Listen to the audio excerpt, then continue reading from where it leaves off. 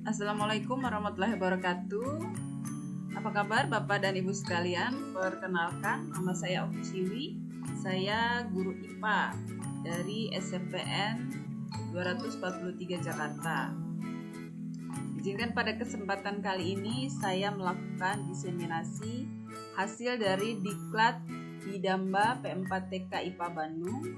Kali ini judul yang saya ambil adalah Desain Pembelajaran IPA berbasis Kurikulum Merdeka pada tingkat SMP.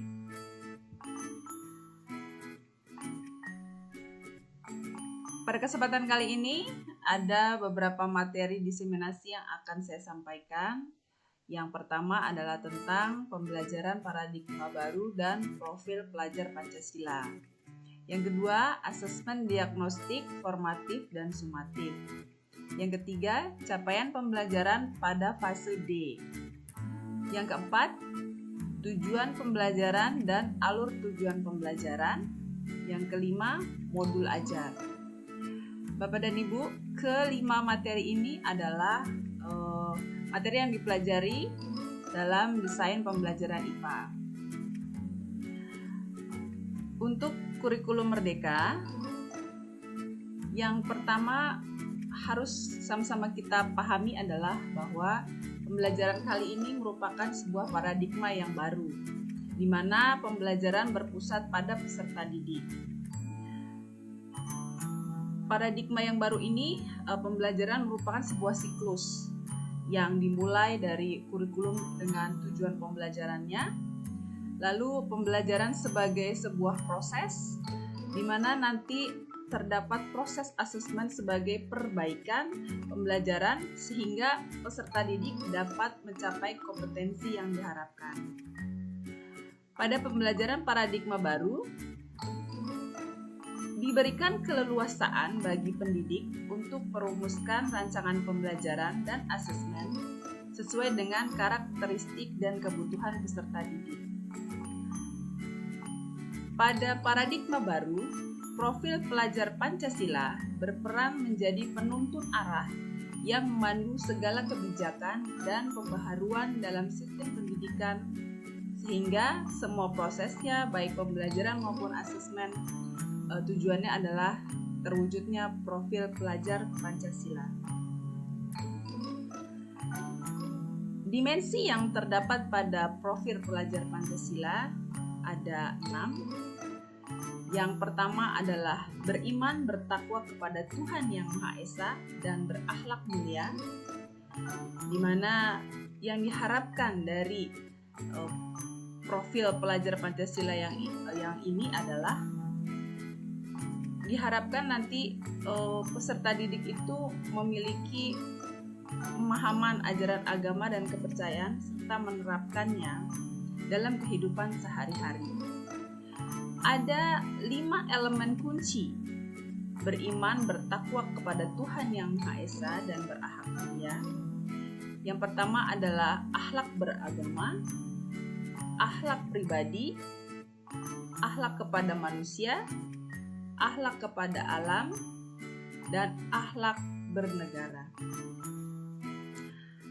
Profil pelajar Pancasila yang berikutnya adalah berkebinekaan global, di mana elemen dan kunci kebinekaan global meliputi mengenal dan menghargai budaya, kemampuan berkomunikasi interkultural dalam berinteraksi dengan sesama, dan refleksi dan tanggung jawab terhadap pengalaman kebinekaan. Yang ketiga, bergotong royong. Kemampuan bergotong royong yaitu kemampuan untuk melakukan kegiatan secara bersama-sama dengan sukarela agar kegiatan yang dikerjakan dapat berjalan lancar, mudah, dan ringan. Adapun elemen-elemen dari bergotong royong adalah kolaborasi, kepedulian, dan berbagi. Yang keempat adalah profil pelajar Pancasila mandiri. Pelajar yang mandiri diharapkan pelajar yang bertanggung jawab atas proses dan hasil belajarnya. Elemen kuncinya, kesadaran akan diri, dan situasi yang dihadapi serta regulasi diri. Yang kelima, bernalar kritis. Pelajar yang bernalar kritis diharapkan mampu secara objektif memproses informasi baik kualitatif maupun kuantitatif, membangun keterkaitan antara berbagai informasi, menganalisis informasi, mengevaluasi, dan menyimpulkannya. Elemen dari bernalar kritis adalah memperoleh dan memproses informasi dan gagasan, menganalisis dan mengevaluasi penalaran, refleksi pemikiran dan proses berpikir, dan mengambil keputusan. Yang terakhir, kreatif. Pelajar yang kreatif berarti mampu memodifikasi dan menghasilkan sesuatu yang orisinil, bermakna, bermanfaat, dan berdampak. Elemen kunci dari kreatif adalah menghasilkan gagasan yang orisinal serta menghasilkan karya dan tindakan yang orisinal. Berikutnya adalah perencanaan pembelajaran dan asesmen intrakurikuler. Dalam kegiatan belajar akan dilakukan 3 jenis asesmen, yaitu asesmen diagnostik, asesmen formatif, dan asesmen sumatif. Masing-masing asesmen mempunyai maksud dan tujuan yang berbeda-beda. Adapun saat kita melakukan atau merencanakan pembelajaran, di dalamnya sudah termasuk kita merencanakan asesmen. Alur yang biasa dipakai adalah yang pertama, kita menganalisis capaian pembelajaran atau CP untuk menyusun tujuan pembelajaran dan alur tujuan pembelajaran. Yang kedua, dibuat perencanaan dan pelaksanaan asesmen diagnostik. Yang ketiga, mengembangkan modul ajar. Yang keempat, penyesuaian pembelajaran dengan tahap capaian dan karakteristik peserta didik. Yang kelima, perencanaan, pelaksanaan, dan pengolahan asesmen formatif dan sumatif. Yang keenam, pelaporan hasil belajar. Yang ketujuh, evaluasi pembelajaran dan asesmen. Ketujuh langkah ini merupakan perencanaan pembelajaran dan asesmen yang akan dilakukan dalam kegiatan belajar mengajar pada kurikulum Merdeka. Contoh-contoh tahapan asesmen diagnostik. Yang pertama, menganalisis laporan hasil belajar atau rapot peserta didik tahun sebelumnya. Apabila di kelas 7 barangkali laporan dari SD-nya gitu. Yang kedua, mengidentifikasi kompetensi yang akan diajarkan. Yang ketiga, menyusun instrumen asesmen untuk mengukur kompetensi peserta didik. Instrumen asesmen yang didapat digunakan antara lain tes tulis, lisan, dan atau keterampilan berupa produk atau praktik. Dapat juga dilakukan dengan cara observasi.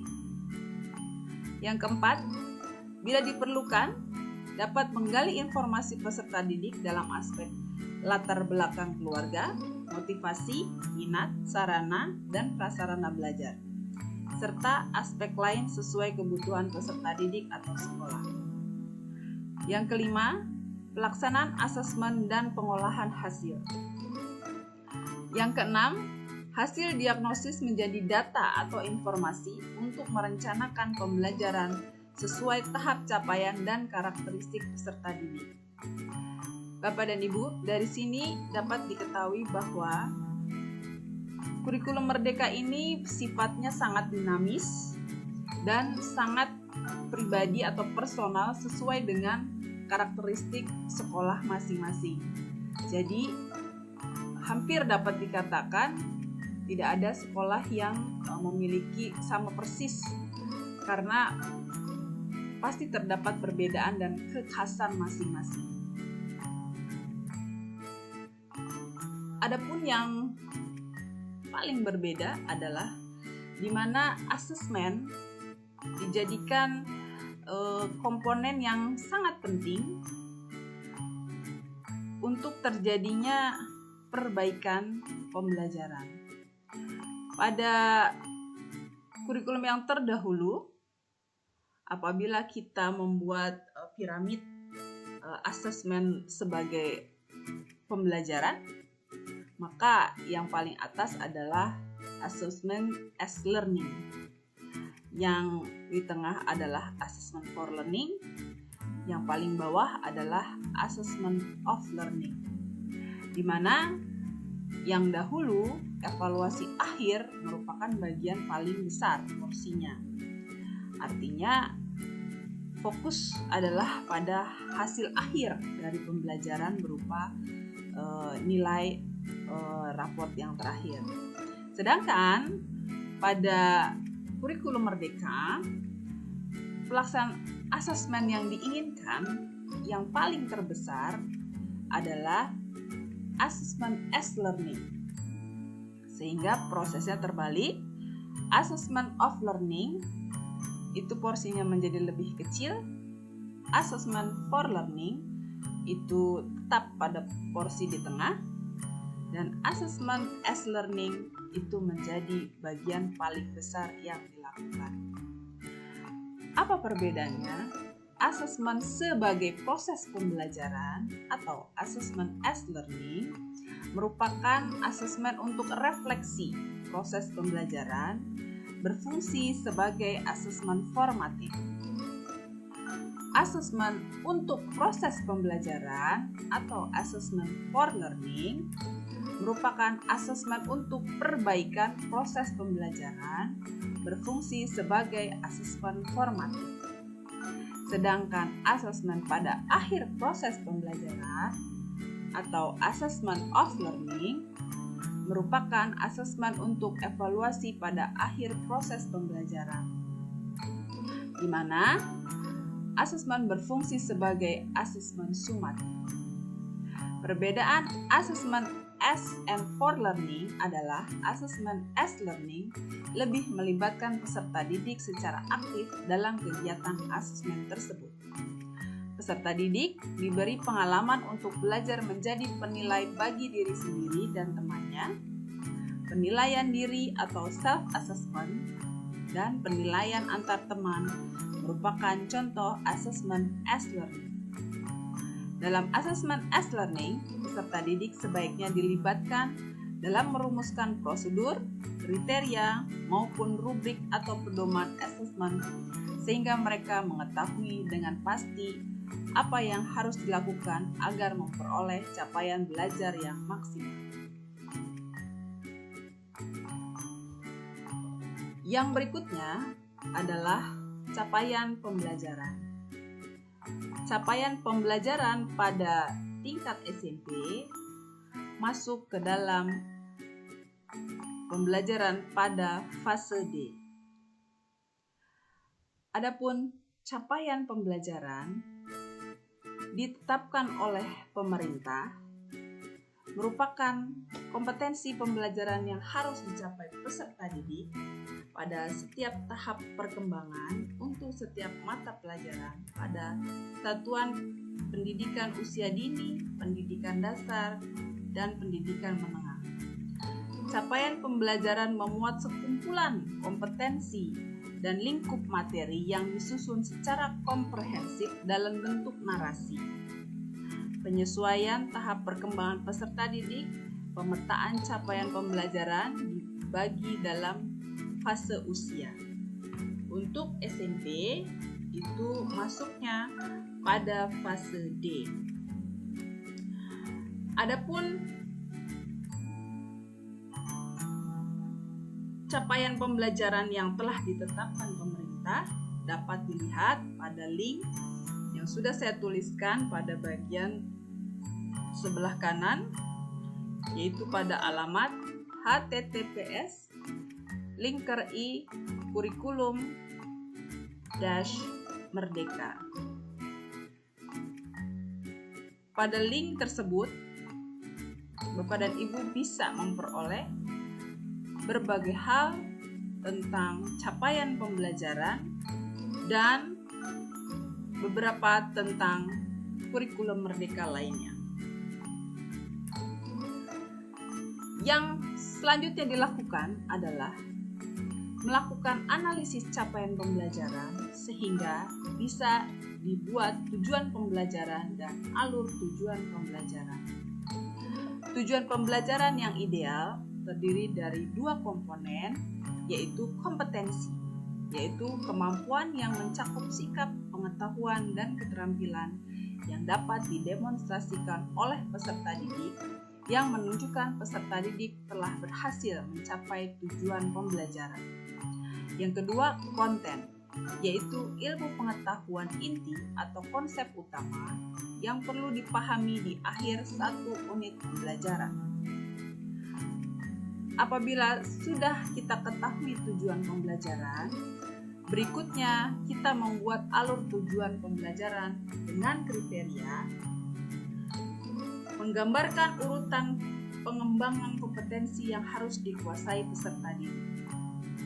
Berikutnya, alur tujuan pembelajaran dalam satu fase menggambarkan cakupan dan tahapan pembelajaran yang linear dari awal hingga akhir fase.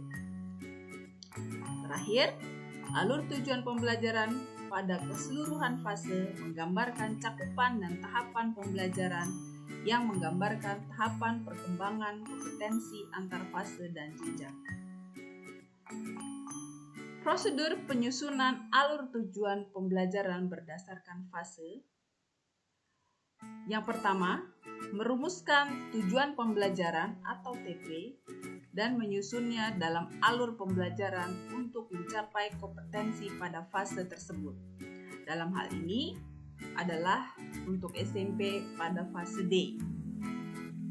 Yang kedua, menganalisis elemen capaian pembelajaran atau CP untuk mengidentifikasi kompetensi pada akhir fase pada elemen tersebut. Yang ketiga, tim pendidik berkolaborasi menganalisis naskah capaian pembelajaran atau CP mata pelajaran yang menjadi fokus pada materi tersebut.